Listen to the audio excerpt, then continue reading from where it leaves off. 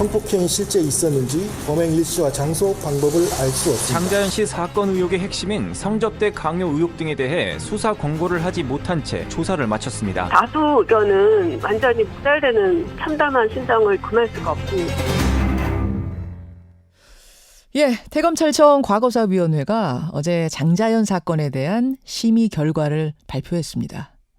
지난 13개월 동안 진상조사단이 조사를 하고 그 조사 내용을 바탕으로 과거사위가 최종 결과를 내는 그런 방식이었는데요.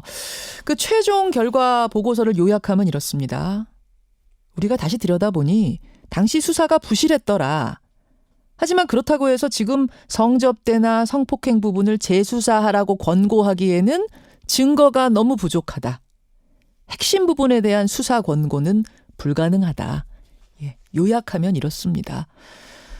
10년을 끌어왔고 13개월 동안 80여 명 넘게 불러서 다시 조사를 했는데 결국은 또 이렇게 끝나는구나 생각하니까 좀 허탈한 생각도 드는데요. 자, 아까 말씀드렸다시피 직접 조사는 조사단이 하고 그 위로 과거사위가 있다고 말씀을 드렸죠. 지금부터 만날 분은 조사단의 팀원으로, 단원으로 참여하신 분입니다.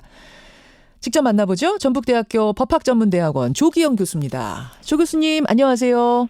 예, 안녕하세요. 예, 진상조사단 활동이 이제 이렇게 종료가 되는데, 어제 심의 결과, 최종 결과 보고는 어떠셨어요?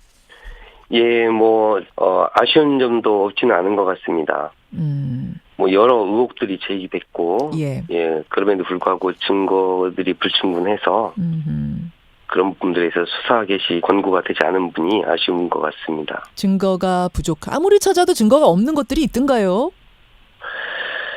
예, 이제 최근에 윤지호 씨에서 의혹이 제기된, 성폭행 부분은 수사를 개시할 정도의 충분한 증거가 또 있었던 것은 아닌 것 같습니다. 그런 아쉬움들. 또, 조사단은 강제 수사 권한이 있거나, 수사의 방식은 아니기 때문에, 오히려 그 사안의 실체를 가장 잘 알고 있을 수 있는 핵심 참고인은 출석하거나 진술을 하지 않는 경우에 어떤 다른 방법이 없었습니다. 자, 그렇습니다, 여러분. 그래서 재조사에 한계가 있었다라는 말씀이신데 그게 제일 아쉽다. 그럼에도 불구하고 이번 과거사위, 이번 조사단이 새로 밝혀낸 건 그 당시 수사가 전반적으로 부실했다는 점도 이번에 확인이 된 거죠.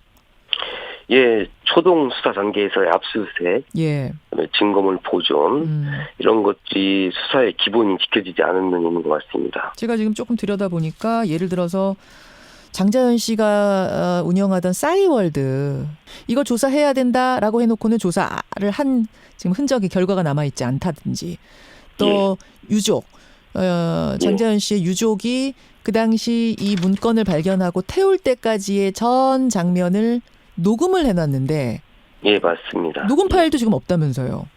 예. 근데 이렇게 수사가 부실하다 보니까 결과적으로 지금 남아있는 증거들도 부족하다 보니까 이게 최종 보고서를 낼 때까지도 합의가 안 된 채 A안, B안 이렇게 과거사위로 올린 것들도 있다면서요? 예, 그렇습니다. 어떤 건가요? 예, 특히 윤지호 씨가 제기한 의혹, 약물을 이용한 성폭행이 있었지 않겠느냐 이런 의혹이 제기됐었는데요. 이제 그 부분에 대해서 10년 전에 초동 수사 단계에서 증거가 부실하고 증거 보존이 부실하기 때문에 결국은 구체적인 객관적인 증거가 부족한 면에서 여러 가지 의견이 나뉘었던 것 같습니다. 그러니까 A안은 그러면은 그럼에도 불구하고 성폭행 부분, 장자연 성폭행 부분에 대해 재수사를 검찰이 해야 된다 쪽이었고 B안은 어렵다 쪽이었습니까? 예, 그렇게 나눌 수 있을 것 같습니다. 다수안은 어느 쪽이었어요? 조사단 안에서의 다수안은? 조사단의 조사 방식에 한계가 있기 때문에 그런 일이 있었는지 여부를 수사기관이 조사를 했으면 좋겠다는 의견이 다수 의견이었습니다. 성폭행 부분은 수사를 검찰이 재수사를 좀 했으면 좋겠다라는 게 다수 의견이었어요. 예. 조금 더 정확히 말씀드리면 검찰이나 수사기관이 다시 한번 들여다봐서 예를 들면 중요 참고인이 출석하지 않는다거나 기타 핵심 참고인들이 진술을 하지 않기 때문에 진술을 번복하기 때문에 또 그렇다고 전혀 증거가 없는 상황은 아니었습니다. 예를 들면 어떤 게 있었어요? 그 성폭행의 증거 일부라는 게? 최초에 고 장자연 씨 문건에 그런 부분이 기재가 돼 있었다라는 진술이 있었습니다. 최초에는 있었었다? 예, 그러나 이제 그 핵심 참고인이 그런 진술을 번복한 적이 있는데요.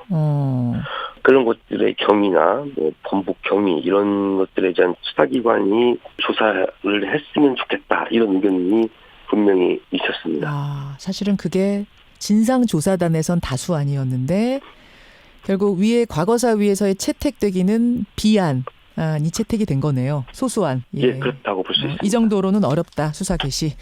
예. 알겠습니다. 이런 식으로 다수안으로 진상조사단이 올렸지만 과거사위에서 이건 어렵겠다라고 한 게 또 하나 있더라고요. 바로 이것도 역시 핵심 쟁점이죠. 장자연 리스트.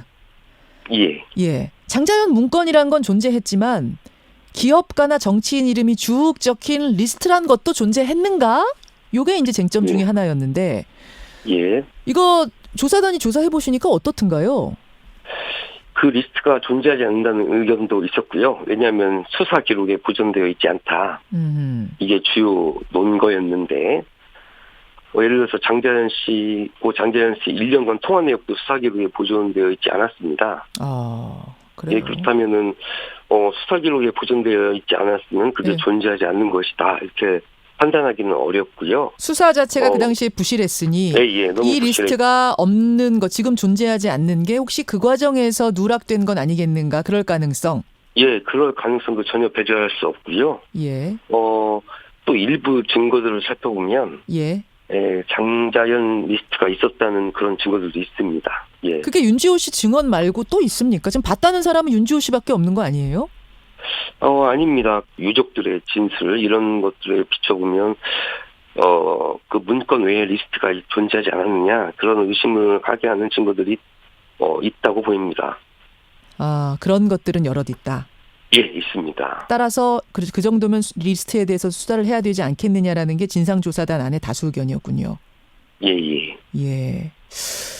근데 그 윤지호 씨가 봤다는 것도 당시 검찰에서 윤지호 씨가 조사받을 때 그 당시에 검찰이 작성해 놓은 이렇게 임의로 이렇게 조사 과정에서 작성해 놓은 검찰 리스트를 본 게 아니냐라는 이런 가능성도 제기가 되고 있어요. 검찰 수사 단계에서 윤지호 씨가 봤다는 것보다는 사건 초기 발생, 장자연 씨가 사망하신 후에 얼마 지나지 않아서 핵심 참고인하고 통화하는 도중에서 리스트를 전제로 통화했다는 그런 기록이 있습니다. 유 매니저가 갑자기 전화를 하더니 너 이 사람 알아? 이 사람 알아? 이 사람 알아? 이렇게 물어봤다고 하는 거. 그거는 윤지호 씨 말뿐 아니라 유 매니저도 인정하는 겁니까? 수사 기록으로는 남아있는 걸로 알고 있습니다. 그런 것들. 그런 걸로 봤을 때 리스트가 있었을 가능성이 높다고 진상조사단은 보신 거예요. 가능성은 높은 거로 보고 있습니다. 근데 이것도 역시 과거사위로 올라가서는 묵살당한 겁니까? 이제 조사단 입장에서 봤을 때 이게 최종적인 예를 들면 마치 재판하는 기준으로 본 거 아닌가. 그런 아쉬움은 좀 남습니다. 지금 과거사위 쪽에 이제 검사 두 분도 들어가 계시죠. 그 검사들 이야기를 바탕으로 해서 보면 기소할 수 있는 수준의 것인가 아닌가를 기준으로 해서 이 진상조사단의 조사 보고서를 봤다. 그래서 기소를 할 수 있는 수준의 증거가 확보된 게 아니라면 사실 이번에 넣지 못했다라고 얘기하더라고요. 저는 그게 적절한 판단 기준이라고 생각하지는 않습니다. 기소할 수 있는 수준의 증거라는 거는 상당히 높은 수준인데요. 왜냐하면 우리나라에서 기소를 하면 99%가 유죄가 되기 때문에요. 그 정도의 기준은 엄격한 기준이고 적절하지 않다고 생각을 합니다. 그리고 보통 성범죄의 경우는 피해자 진술 하나만 가지고 기소하는 경우도 있거든요. 피해자가 성범죄를 당했다, 피해를 봤다, 그러면 이제 기소를 하는 경우가 있는데, 이 사건도 어떻게 보면 본질이 그런 사건일 수 있는데요.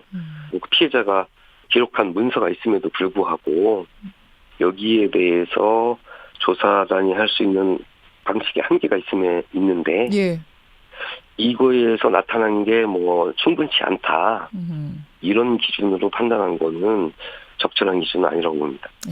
어쨌든 과거사위는 부실 수사에 대해서만 문제 제기를 했고 수사를 그럼 검찰에게 재수사를 권고한 건 역시 그 부실 수사 부분에 대해서만인가요? 예, 아닙니다. 그 부실 수사라는 것을 객관적으로 지적을 했고요. 예. 예, 당시 고 장자연 씨 소속사 대표 위증 혐의에 대해서는 수사 권고를 했습니다. 그 부분 위증 부분. 예. 13개월 동안 조사한 거를 생각하면 이 결과로 나온 것이 사실은 좀 초라하다라는 생각도 들긴 하는데 뭐 증거가 없으면 뭐 무리하게 없는 걸 만들어낼 수는 없겠습니다만 예. 어느 정도 재수사의 가능성이 있는 것들까지도 배제된 건 아닌가라는 이런 아쉬움도 좀 남기도 하고요. 이제 앞으로 어떻게 진행이 돼야 될 거라고 보세요? 남은 숙제. 조사단의 원래 취지가 뭐 수사를 통해서 누구를 처벌하고 이런 것보다는 이번 과정에서 나타났던 여러 가지 뭐 수사상의 문제점이나 외부의 외환 문제 이런 것들을 역사적으로 정리했다는 점에서 뭐 의미가 적지는 않다고 생각을 하고 있습니다. 근데 부실 수사라는 거는 명확하게 이번에 밝혀졌는데 그 부분에 대해서는 아무런 책임을 묻거나 이렇게 못 합니까? 예, 뭐 그 부분에 대해서는 뭐 공소시효 문제도 있을 수도 있고요. 예, 그리고 이제 여러 가지 정황에 비춰서 부실수사라는 것이 명백하지만 또 법적인 책임을 묻기 위한 그런 것들은 또 공방이 예상될 수도 있고요. 정황과 또 법적인 부분은 다르니까. 예. 알겠습니다. 아무튼 아쉬움이 좀 많이 남네요. 예. 고생 많이 하셨습니다. 고맙습니다. 예, 감사합니다. 이렇게 끝이 났네요. 장자연 씨 사건에 관한 마지막 보고서가 나왔습니다. 진상조사단에서 활동하셨던 분, 전북대학교 조계영 교수였습니다.